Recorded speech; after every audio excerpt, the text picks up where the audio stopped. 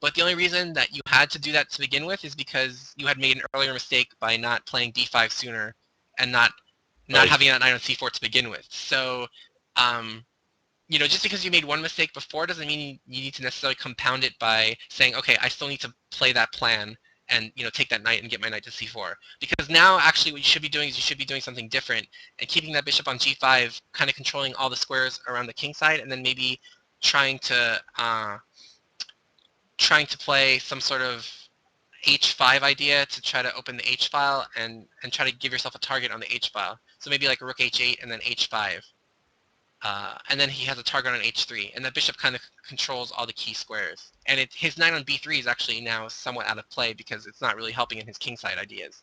So, sometimes when you have one plan that's good, it doesn't necessarily mean it's good, 6 moves later. So you kind of have to be flexible and see how the position has changed. So now that you have this bishop on d5, I would keep it there for as long as possible and not exchange it for that knight on d2. Okay.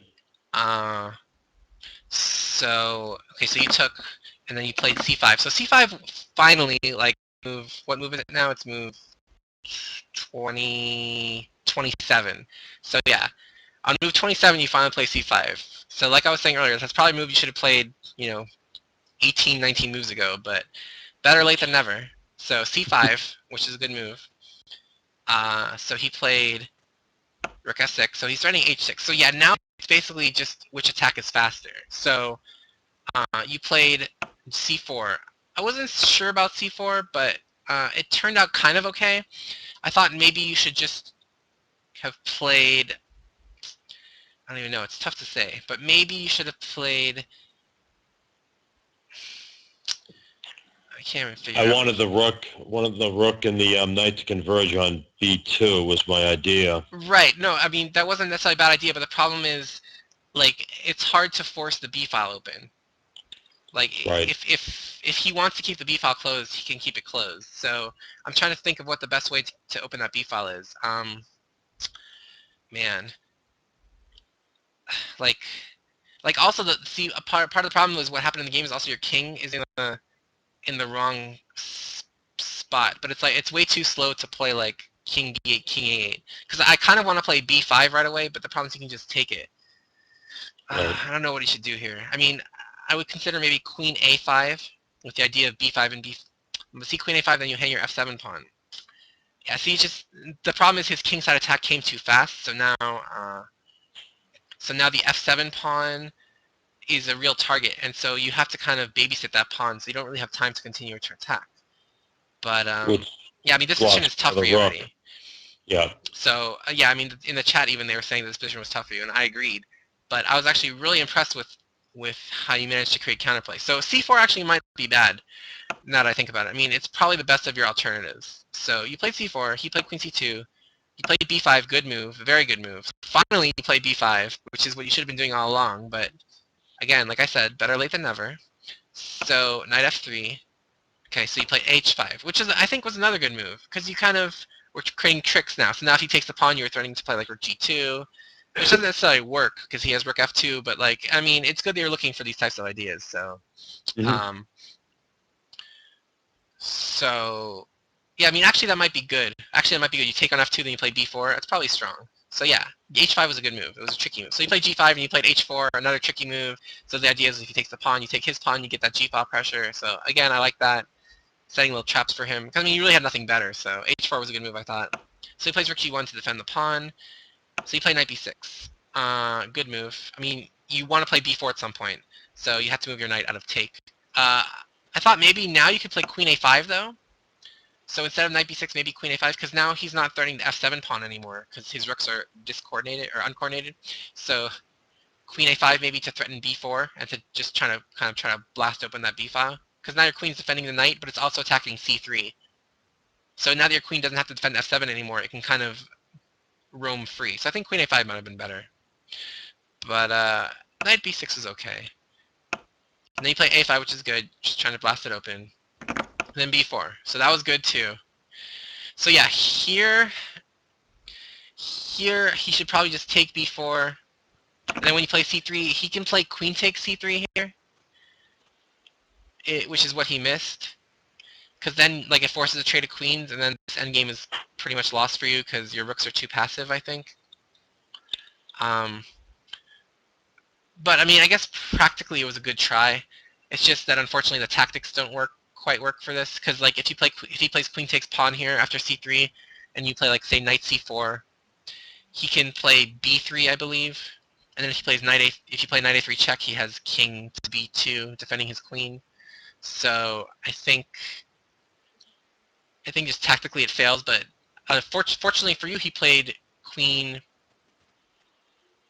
to c2. So after pawn takes pawn, very good move. And after knight f3, you played knight c4, which is fantastic, because now you're winning this b2 pawn by force, because now he can't take the pawn because of knight a3 check. He can't play b3 because of knight a3 check. And really, he can't stop you from playing pawn takes pawn. So now I thought you were almost close to winning. So he played h4, which didn't do anything. So you play pawn takes pawn. So now you're threatening knight a3 check and, mating by force. So he played rook to g2. Okay, and now if you had just taken time out for a second and noticed that your queen and king were on the same file, you could have maybe played king to b8 instead. And then now you're actually legitimately threatening knight a3. Because now after you take the queen and the rook takes, now your queen is not pinned to your king. So it foiled everything that I had planned. Otherwise, I would have had his exactly, queen. Or else you just won his queen. Exactly. So unfortunately, the fact that your queen and king happened to be on the same line kind of nullified what you were trying to do. Yeah. But yeah, so in these types of positions, especially when he can't really do anything, because he can't take b2 ever. I mean, he can't stop knight a3. The only thing he'd do is move his queen. But if he moves his queen, then you have a lot of strong ideas. Like, you have queen a5, and then getting your rook to c8. And then with your rook on c8, it's even stronger, because then knight a3 almost leaves like a mating net. So yeah, if you had just kind of realized that, that knight a3 wasn't going away, that you didn't have to play it immediately, it would have been stronger. So unfortunately, you played knight a3, which looks like a good move, but the resulting endgame is actually tricky. So after king takes queen, we have this position where you have two rooks against a rook and knight, and he's up a pawn, but he has those dangerous pawns on the king side, and your rooks are very, very passive, and it's hard for your rooks to get active. So usually in this type of endgame, if you can get active rooks, you should be better. But the problem is your rooks are so passive, and his rook is so dominating on f6 that your rook on g7 is very boxed in. So after king b7, king b3, rook b8, h5. Should I run the king over to help on the g file as opposed to trying to? Yeah, I mean your pawn on b4 is a goner, unfortunately. I think I would have. Yeah, I think what I would have tried to do is try to get your king to e7 to free up your g7 rook from defense of that f7 pawn, and then use the d8 rook to create threats on the white king. Because I mean, to be honest, if he takes that b4 pawn with his king, like he could get mated. Like if you had two rooks like on the c and b files, like he could easily get mated on the a file. You can kind of like step him over to the a file. So he has to be careful that his king has no cover, and his knight takes a while to get into play. So yeah, I think you should have tried to run your king to e7 to defend f7, and then freed your rooks up, and then started your rooks on the queen side. Because it's hard for him to advance that h pawn past h6. Because once it gets to h7, you can threaten to win it with just rook h8, and then it's hard for him to defend that pawn. So yeah, I think running your king to the king side would have been better, because that's where it's more consequential. Like you're not going to stop him from taking the b4 pawn, so you need to free up your rooks, because those are your only pieces. So you have to make sure that they have activity. So king b7, rook b8, rook h5, rook h7, and then take. Okay, so you played rook h3, which is a good move. So I think you're actually still okay here. Okay, so on rook so this was the key now. On rook f7 check, you played king a8 rather quickly. So the problem that you've eventually found up later in the game is that your king on a8 kind of allowed that rook f8 idea, and then your rook was pinned, and he had that queening, he was able to queen his pawn. So I think instead of king a8, if you had played king a6 here, I think you might be okay. Because now you're going to threaten to play simply rook g3 attacking the pawn. And if he plays g7, you can simply play rook g8, and then you can corral that pawn and win it. So unfortunately, with the king on a8, though, he always has g7 and rook f8, and that's a real problem. So in these types of positions, you kind of have to think about where is my king going to have the least problems? And, I mean, you're not worried about getting mated. I mean, he only has a rook and a knight. So, and right now his knight's pinned. And not only does king a6 protect your b-pawn, but it also gets your king out of checks. And if he tries, like, say, say he tries rook f6, threatening to take on e6, then you can play rook b6 and defend it laterally.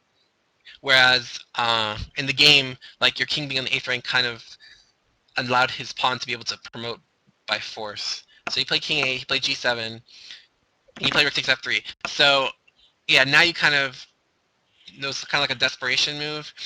But if you had tried rook g3, I think you could have put up stiffer resistance. Because again, after rook g3, unfortunately, you're not threatening rook g8 because he has that rook f8 check. And that rook f8 check was made possible by the fact that you moved your king back to a8. But after rook g3, it's kind of hard for him to come up with a legitimate plan because, I mean, his knight's pinned, his rook is tied down to the defense of that g7 pawn. If his rook ever moves off the f-file, like if he tries rook e7, for example,